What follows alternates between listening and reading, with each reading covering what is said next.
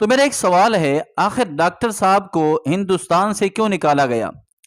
کیا وہ ہندوستان پر قبضہ کرنا چاہتے تھے، یا کہ وہاں انتشار پھیلا رہے تھے، یا زبردستی ہندوؤں کو مسلمان کر رہے تھے؟ ایسی کوئی بات نہیں ہے۔ جتنے بھی علماء ہیں ہم سب کی قدر کرتے ہیں، چاہے جہاں کے بھی ہیں، پاکستان کے ہیں، باہر کی دنیا کے ہیں، سب کی ہم قدر کرتے ہیں۔ تو حالیہ دنوں میں آپ کو معلوم ہے کہ ڈاکٹر ذاکر نائک صاحب پاکستان میں تشریف لا رہے ہیں، تو ہم ان کو تہ دل سے خوش آمدید کہتے ہیں اور ان کا استقبال کرتے ہیں، اہلا و سہلا و مرحبا۔ لیکن کچھ لوگ پاکستان میں ان کے خلاف باتیں کر رہے ہیں، ان کو نہ آنے کے لیے مشورے دے رہے ہیں اور حکومت سے مطالبہ کر رہے ہیں کہ ان کو نہ آنے دیا جائے۔ اب یہ ہمارے لیے خوش نصیبی کی بات ہے، ڈاکٹر صاحب تشریف لا رہے ہیں۔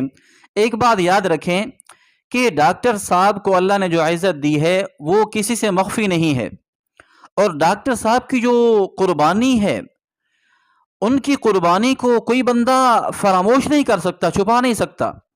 سب سے پہلی بات، ان کا جو آبائی گھر ہے وہ ہندوستان میں ہے۔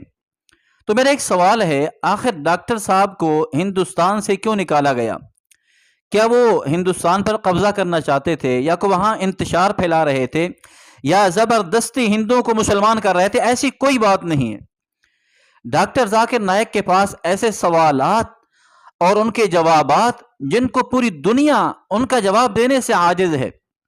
اب خاص طور پر جو اسلام کے خلاف باتیں ہو رہی ہوتی ہیں، ادیان باطلہ جو اسلام کو بدنام کرنے کی کوشش کرتے ہیں، ڈاکٹر صاحب نے کیسے ان کو لاجواب کر دیا؟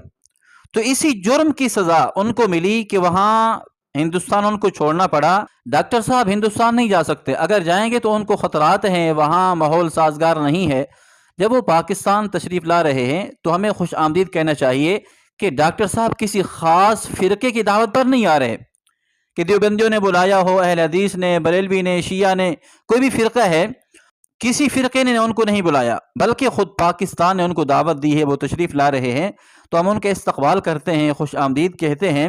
تو تمام مسلمانوں سے اور خاص طور پر جو پاکستانی ہیں ان سے میں التماس کرتا ہوں کہ ان کا استقبال کریں۔ ہاں، باقی ہر کسی کے اپنے اختلافات ہیں تو وہ ان کو چھپا کر رکھیں، وہ مہمان ہیں، ہمارے مہمان ہیں، پاکستان کے مہمان ہیں۔ اگر آپ کو کوئی فروعی طور پر اختلاف بھی ہے تو ٹھیک ہے، بعد میں آپ اس کی وضاحت کر سکتے ہیں۔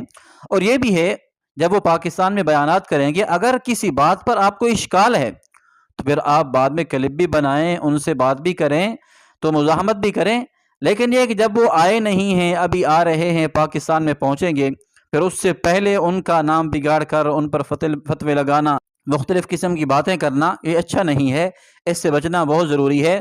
تو ہم ڈاکٹر ذاکر نائک کو پاکستان تشریف لانے پر دل کی اتحا گراہیوں سے مبارکباد پیش کرتے ہیں، ان کا استقبال کرتے ہیں، اہلا و سہلا و مرحبا۔